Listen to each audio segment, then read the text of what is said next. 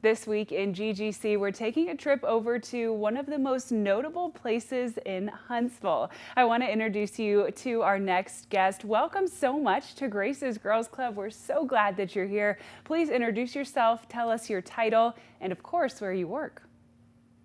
Okay, I am Cheri Volkin. I am the accountant and the scholarship coordinator here at the U.S. Space and Rocket Center for the U.S. Space and Rocket Center Education Foundation. And I'm really excited to have you on. Several months ago, we had on Dr. Kimberly Robinson. She kind of heads up the operation at the Space and Rocket Center. So we talked a lot about the 30,000-foot view of STEM within y'all's office and facility. However, you're kind of in a different role. You're a little bit on the, like you said, the financial accounting side for yourself, but then you're also kind of involved in some of the day-to-day activities of the Space and Rocket Center. So I'm really excited to talk to you kind of at a different angle from one of Huntsville's most proud organizations. Yeah, we do offer scholarships every year. Our application window is September to November, and then it's for the summer of the following year. So summer is our busiest time of year. So we have campers here just about full capacity every week until the end of August. So it's very busy. We've got lots of kids here, lots of educators here as well. And it's a real treat to go down and see these kids at graduations after they've finished their week and to see how much they've learned, friends they've made. Sometimes there's tears, happy tears, but it's a good experience for kids, and we have a lot of kids that come back, and we have a lot of parents that are alumni as well. Walk me through your specific day to day. Pretty much in the summer, I usually am prepping for graduations on Friday. I have a list of my campers that are here that have received scholarships, and on Friday they receive medals at graduation. So I square that away. And usually in between scholarship stuff, I'm also writing checks and doing the books and making sure everyone's getting paid correctly as far as vendors. It's an interesting position to be in. Previously, I was just doing the accounting, and then I took over the scholarships and accounting. So I'm able to see the process all the way through. So you're at the very beginning when the camper gets selected for the scholarship, and then talking with the parents, getting them set up with registration, and then I get to see it all the way through to graduation. And they're heading home and excited and love talking about their week here at camp. So it's a little bit of numbers, a little bit of camp and seeing the kids and the people.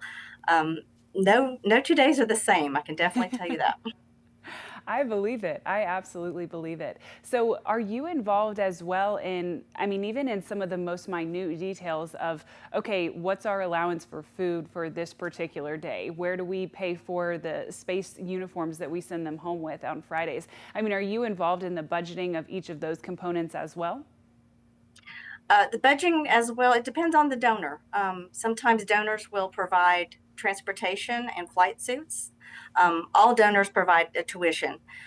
Some do that little bit extra. And just this year, our foundation board agreed to offer the kids a t-shirt bundle, which is 4 t-shirts for their specific camp, and a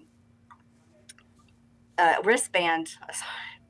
Lost my train of thought there. That's A okay. wristband that has some money on it for them to spend in the gift shop, for these scholarship students, because all of our scholarships are coming from underserved communities. Right. It's one of the requirements for our general scholarships.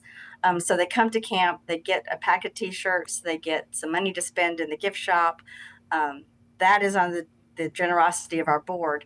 But then it's up to the donor if they want to provide flight suits or transportation or a stipend if they're traveling and deciding to drive.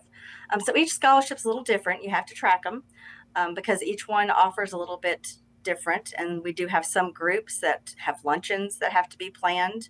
And they have community leaders that come in and speak to the campers that are here. Uh, like I said, no two are alike, and it's a lot of. I love Excel spreadsheets, thank goodness, because I've got quite a few of them to keep track of everything. I bet you do. So you and I have worked specifically on Meta and Frito-Lay scholarships. Now, do they come to you, or is that part of your job is going to seek them out and try to get these scholarships based on your own work and your own connections? generally we try to get them from the general applications that we receive at the late part of the year. We try to pull them from them. But they do have some requirements. The Meta one requires they be students in Huntsville City, or Madison County. So there are requirements to certain scholarships Right. that we have to meet. Or it's just girls at a certain age at a certain camp.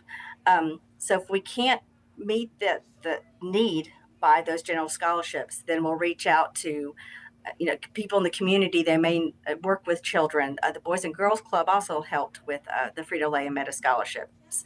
And I saw your girls club and I thought this is a great opportunity. Maybe she'll bite. And you did, and you filled those spots and you came to graduation and those girls were so excited. Uh, and it was nice that you got to kind of see what I get to see every Friday, the tears that they made new friends, uh, and just the summer the memory that they've made while here at camp.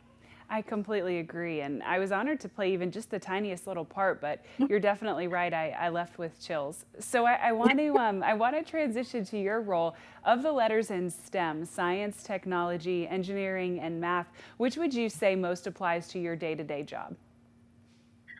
Have to be the math. I love balancing things. Not only am I keep offering the scholarships to the kids, I have to also keep track of how much the scholarship cost, if there were any additional fees or flight suits, and then bill those donors if they haven't already put the funds in their accounts. So it's a matter of keeping track. Again, Excel spreadsheets and billing if need be, but making sure that the scholarships we're giving are fully funded, and we have all the funds ahead of time as we're offering the scholarships. So let's say I'm at home and I'm going, this is awesome. I want to have this type of community outreach, but still be this heavily integrated with math. Walk me through educationally how you got to where you are today, but then what educational advice you might have for someone looking to emulate. My advice would be don't give up. And I say that because I graduated high school and Athens High School and went down to college in Florida, had a 1 year of engineering, decided that was not for me. I did not like it. Um, Met my husband, we got married. He was Army, so we've traveled the world. And at some point I said, I want to go back to school. I want to do, I want to get something. I need to get a degree in something. And accounting and numbers just, I like the reconciliations and making everything balance. So I worked during the day at a credit union, and at night I went to school at night to get my degree. Um, and my dream was always to be an astronaut. I mean, I grew up here. My family worked at NASA. My grandfather was during the von Braun era, and that was my dream. And even though I didn't quite get to that dream, I I'm here. I'm around it. I get to park in front of the Pathfinder every day, which is an amazing parking spot. Uh, just to be, I get to meet these astronauts, a different astronaut every week. These people that I looked up to when I was younger and growing up in high school. Now I get to meet them. Um, so you may not be able to do exactly what you want to do, Mhm. but there's several ways that you can support that. So I may not be an astronaut like I wanted, and I would go tomorrow if they asked, but I'm supporting, and the way I'm supporting is bringing up the future, bringing these campers in to learn all these STEAM activities and get that passion and find the passion they may not know that they have until they come here, and go back and take those right high school classes and those right college classes, to get where they want to go. But there's always the main thing, and then there's always supporting roles, and I see myself as a supporting role. And a very important one at that. So, kind of piggybacking off of that, walk me through the characteristics of someone who might be a good candidate for your field. So, if I was talking about someone being an on camera meteorologist, I would say someone personable, someone who's able to take big scientific concepts but make them understandable to everyone, someone who thrives under the pressure of TV, someone who's very, very physics and calculus mind. That might be someone who would succeed as an on camera meteorologist. What would those characteristics be for your field? You have to be very organized. You have to be very detail oriented. Um, you need to keep up with those spreadsheets I was talking with earlier. I think the main thing is the organization, and making sure that you're balancing every month. making sure all the numbers are right, making sure you can account for where that money is going to. In case your donors want to know, where's my money being spent? You need to be able to answer that question.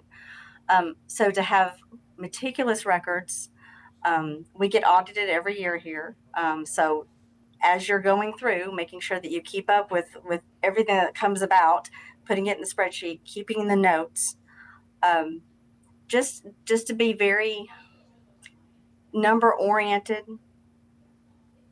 The spreadsheets are that's something that I just live on because that keeps all of my information in one place. So the detail is important, um, but also have a little bit of an interest in what those numbers mean. My numbers mean those kids get to come to camp, um, which is pretty cool. That's awesome. I love that you just said that. That's so great. So, walk me through, you might have just touched on it, in fact, but walk me through the best part of your job. Graduation's on Friday. Those flight suits and the spacesuits get really warm, especially during the summer. To be standing in the hallway before their names are announced, the kids are all excited and they're nervous, and they've got smiles on their faces, and well, what do I do? And usually I'll just say, just watch the person in front of you. It'll be fine. It'll be over in 2 seconds. To see them so excited. And then after graduation, when they're meeting in the area of Spock where they meet their parents, it's, come here, Mom, I want you to meet my new friend. In tears. I keep mentioning tears, but it's true. No, it's true. It's true. It is true. To see that and the excitement and that difference we may have made. I know when I came to camp in '86, it was the first time I'd been anywhere by myself. And that was a big deal. And for a lot of these kids, it's the same for them, or it's a first plane ride, or it's a first plane ride by themselves. So they're at that age where things, really stick in your head if they're a good memory. And I think a lot of good memories leave out of here. Hoping people will keep up with their friends through the years afterwards. That's where our alumni association comes into play, where we're this weekend. Well, the July 11th is our graduate or alumni weekend, but keep in touch with that. Just the friendships that are made, and maybe igniting that passion, something you didn't know you really enjoyed until you got to actually do it hands-on. And that's a big thing here is hands-on and learning. Absolutely. So, if that's the best part of your job, what is perhaps the most challenging? Month end when I'm trying to balance the books, especially in the summer. We have a board meeting coming up, and yeah, it's the different hats I wear, and I'm still getting used to it. I have one hat on where I've got scholarship kids coming, and I need to get their travel squared away and make sure transportation is picking them up. And then I got to switch that hat because I need to write, checks because someone needs to be paid for something or reimbursed. Mm-hmm. So sometimes it's literally I've got to step away from one thing and do something else, or one day is just of all accounting or all scholarships. I'm still trying to find that happy medium. I'm getting there. I'm getting there. Yeah, it's so true, right? I mean, I say that all the time. How many urgent priority one things can hit my desk in one day, you know? Oh, this week is just, yeah. I feel like if I ever got one of those buttons that you click and it says it, that's what it would say. So one last question for you before I let you go. If you had a message to young women or just in general young students who wanted to join the STEM workforce one day, what would your message to them be? Try everything. If you're not sure if you like something or not, take a class in it. You never know what you might find interesting or what might your future may be unless you try something. So don't be afraid to kind of go out on the limb. Welding, sure, I'll try it. It's something I haven't done before. You never know. That could lead to something down the road. So anything, and science and technology can be kind of scary these days. I know with technology, don't ask me about AI because it scares me, but just try everything. You never know when you might come across that one niche item and you're like, that's what I want to do. Mm-hmm. And you wouldn't know that unless you tried. It's so true. That is 100% true. Well, thank you so much for being here, Cheri. Welcome officially to Grace's Girls Club. Thank you so much.